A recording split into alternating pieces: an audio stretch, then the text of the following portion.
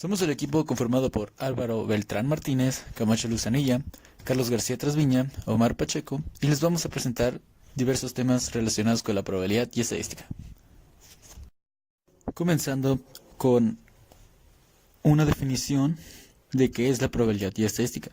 La probabilidad y estadística se encarga del estudio del azar desde el punto de vista de las matemáticas. Esta propone modelos para los fenómenos aleatorios. El universo, en estadística, es el nombre específico que recibe particularmente la investigación social que tiene por objetivo determinar el conjunto de unidades de observación que van a ser investigadas. Población. En estadística, la población es un conjunto finito o infinito de personas, animales o cosas que presentan características comunes.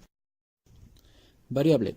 La variable en estadística se refiere a una característica o cualidad de un individuo que está propenso a adquirir diferentes valores. Variable cualitativa y cuantitativa. Las variables cualitativas son aquellas que representan características o cualidades y no pueden ser medidas con números.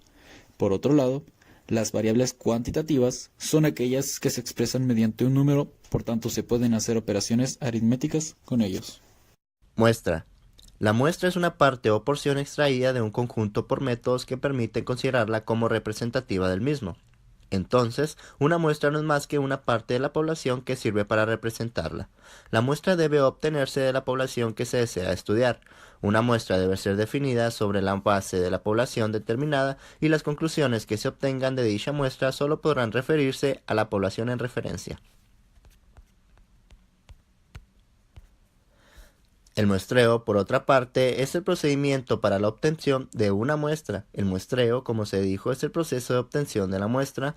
Puede ser probabilístico y no probabilístico. Hablamos de un muestreo probabilístico cuando los integrantes de la muestra se escogen al azar y por lo tanto puede calcularse con antelación la población de obtener cada una de las muestras que pueden formarse de esa población o la probabilidad que tiene cada elemento de la población de ser incluido en la muestra.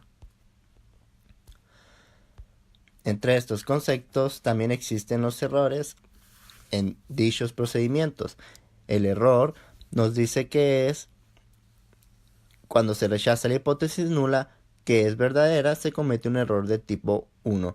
La probabilidad de cometer un error de tipo 1 es que el nivel de significancia que usted establece para su prueba de hipótesis indica que usted está dispuesto a aceptar una probabilidad de 5% de estar equivocado a rechazar la hipótesis nula. Para reducir este rasgo, debe utilizar un valor menor para A. Sin embargo, usar un valor menor para alfa significa que usted tendrá menos probabilidad de determinar una referencia si ésta realmente existe. El error aleatorio se produce como consecuencia de realizar el estudio con una muestra en lugar de estudiar a toda la población y generalizar los resultados que hemos obtenido en nuestra muestra a la población. Es un error que se puede cuantificar mediante el cálculo del intervalo de confianza y el nivel de seguridad con el que se da ese intervalo. El error sistemático se puede producir durante el diseño del proyecto de investigación por errores en la sección de los sujetos o recogida de la información. También se denomina sesgo, no se puede cuantificar y no desaparece aunque estudiésemos a toda la población. Aquí podemos ver nuestra herramienta de recolección de datos que está firmada por nuestro docente y nuestra pregunta seleccionada para realizar esta fue ¿cuánto tiempo le inviertes a esto? Aquí podemos ver nuestras evidencias fotográficas en donde hicimos que la gente llenara nuestras encuestas para realizar futuras tablas. Aquí podemos ver nuestra tabla desordenada, tomando todos los datos como iban cayendo, de manera aleatoria. Podemos ver también nuestra tabla ordenada ya ascendentemente. Ascendentemente quiere decir que va de 0 incrementando a nuestro número mayor, que fue 300. Y aquí podemos ver la tabla ordenada descendentemente. Quiere decir que va descendiendo del número mayor al número menor. Podemos observar nuestro tallo de hoja. Está dividido en dos partes, tallo y hoja. En la parte de tallo podemos observar que están unos números 0, 3, 6, 1, 12, etc. Y en la otra parte, donde dice hoja, podemos ver muchos ceros. ¿Qué significa esto? Muy bien.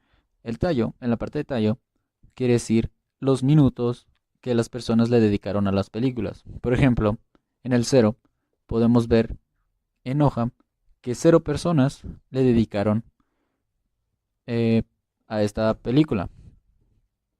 En donde está el 3, quiere decir que son 30 minutos. 30 minutos, 2 personas pusieron que miran películas 30 minutos. En donde dice 6, 3 personas escogieron que ven películas 1 hora. Y en la parte de 120, muchas personas seleccionaron esta, ya que le dedican tiempo. Pero hay un 1 en medio de 6 y el 12. Esto quiere decir que una persona le dedicó 15 minutos. Podemos ver que hay un 5 en donde dice hoja y un 1 donde dice tallo. Esta representa que una persona le dedicó 15 minutos. Por eso está el 5 y el 1. Ahora bien, si giramos el tallo de hoja, podemos darnos cuenta de que este se convierte en una gráfica, pudiéndose observar de mejor manera un resultado más preciso de lo que la gente hace. El rango, para determinar el rango utilizaremos la fórmula de Herbert-Sturges, que nos dice que nuestro valor máximo y nuestro valor mínimo se restan para identificar el número de intervalos que existe en nuestra tabla. En nuestro resultado nos quedaría como 300 menos 0 es igual a 300. Ahora bien, como ya tenemos el rango, sigue determinar el intervalo de clase. Su fórmula es muy sencilla. El intervalo de clase es igual a 1 más 3.3 logaritmo de n, donde n vendría siendo el número de encuestas que nosotros realizamos, es decir, la muestra o población. En nuestro caso, este vendría siendo 50, ya que nosotros realizamos 50 encuestas. Al momento nosotros de realizar esta ecuación, nos queda como 6.6066. Esto no se redondea, ya que podría afectar en lo que serían los intervalos y podría causarnos un error al momento de realizar las siguientes ecuaciones. Ahora bien, calculamos el ancho de clase que debe tener cada intervalo de clase, dividiendo el rango, en nuestro caso sería 300, entre el intervalo de clase que nos acaba de dar anteriormente, que sería 6. La fórmula, al hacer esto, la fórmula nos dice que nuestro ancho de clase sería 50. Es exacto. Ahora pasamos al cálculo de los límites inferior y superior de cada clase. Para determinar el límite inferior de la primera clase, se analiza primero si el rango de datos se ajusta a los intervalos y el ancho de clase calculadas. Como mi rango se excede por 50, esto se sabe porque se pasa del intervalo de clase para repartir. Esto se divide 350, que es 325, y como son pares, esto se puede hacer. En caso de que fueran impares, pudiesen haber sido 349, entonces sería en el principio 24 y al final 325. Determinar la frecuencia de cada clase. En esta podemos ver que se cuentan los valores que existen entre dos intervalos. Por ejemplo, en el primer intervalo se pueden identificar 4, ya que hay 4 números que están y son el 0, 15, 30 y 30. Después de esto sigue el 60 y este ya está fuera de ese intervalo.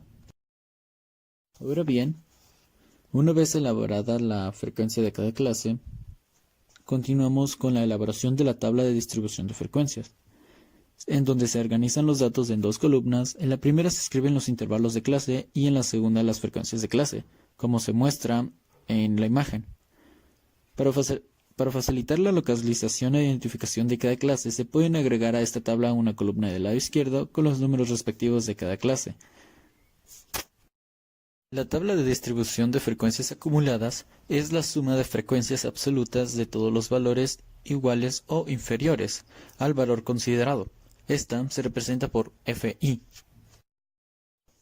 La tabla de distribución de frecuencias relativas es el resultado de dividir la frecuencia absoluta de un determinado valor entre el número total de datos. Esta se representa por Ni. Distribución de frecuencia relativa acumulada. Si cada una de las frecuencias acumuladas se divide entre el número de encuestas y el resultado se multiplica por 100, se obtiene la frecuencia relativa acumulada en porcentaje. Media aritmética. En matemáticas y estadística, la media aritmética, también llamada promedio o media, es el conjunto finito de números característicos de una serie de datos cuantitativos, objeto de estudios que parte del principio de la esperanza matemática o el valor esperado. Se obtiene a partir de la suma de todos los valores divididos entre la suma de los números sumados. Media o mediana es el valor medio, es el promedio de los números, y para calcularla se suman los números de la tabla y se divide por cuántos números hay. Esta es la suma dividida por la cuenta. La moda. En estadística, la moda es el valor con mayor frecuencia en una distribución de datos, dícese de una distribución bimodal de los datos adquiridos en una columna cuando encontremos dos modas, es decir, dos datos que tengan la misma frecuencia absoluta máxima. Otras de las medidas de posición que se conocen son los cuartiles, los deciles y los percertiles. Los cuartiles son medidas de posición con respecto a tres datos, que reciben el nombre de cuartil 1, que se representa con la letra Q y el número 1, cuartil 2, que se representa con la letra Q y el número 2, y cuartil 3, que se representa con la letra Q y el número 3, y que dividen la muestra en 4 partes. El valor del primer cuartil, por ejemplo, indica que el 25% de los datos de la muestra son mayores que él, y lógicamente que el 75% restantes son mayores.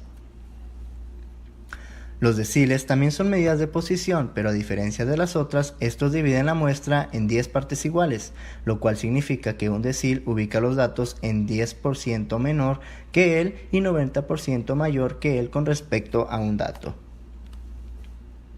Por último, los percertiles también son medidas de posición y a diferencia de los demás, estos dividen la muestra en 100 partes iguales, lo cual significa que un percentil ubica los datos en 1% menor que él y el 99% mayor con respecto a un dato. En conclusión, podemos observar que todas las cosas que hemos hecho nos ayudan en gran manera al momento de nosotros hacer una encuesta. Al realizar la encuesta podemos saber las definiciones de ciertas cosas que nosotros desconocemos, por ejemplo, lo que es el universo, las variables cualitativas, las variables cuantitativas. También podemos observar que todo esto tiene una distribución de frecuencias relativas acumuladas, frecuencias absolutas, etc. Gracias a estas podemos observar de mayor medida resultados que normalmente no tendríamos. Esto nos ayuda al momento de realizar estas investigaciones para tener más información a la hora de entregar proyectos o querer sacar un resultado a mayor escala.